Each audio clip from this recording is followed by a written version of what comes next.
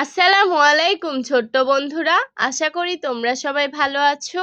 আজকে আমি ওম্মে ফাতিয়া তোমাদেরকে তৃতীয় শ্রেণীর একটি কবিতা শিখাবো। চলো শুরু করি। বিসমিল্লাহির রহমানির রহিম। কবিতাটির নাম আমি হব। আমি হব। লিখেছেন কাজী নজরুল ইসলাম। আমি হব সকালবেলার পাখি। আমি হব সকালবেলার পাখি।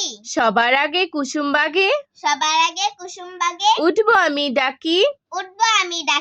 সূর্যি মামা জাগার আগে উঠবো আমি জেগে। হয়নি সকাল ঘুমো এখন মা বলবেন রেগে। বলবো আমি আলসেমে ঘুমিয়ে তুমি থাকো।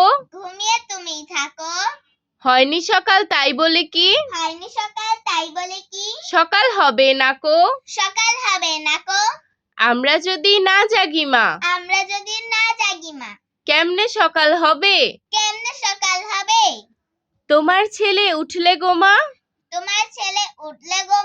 রাত পোহাবে তবে।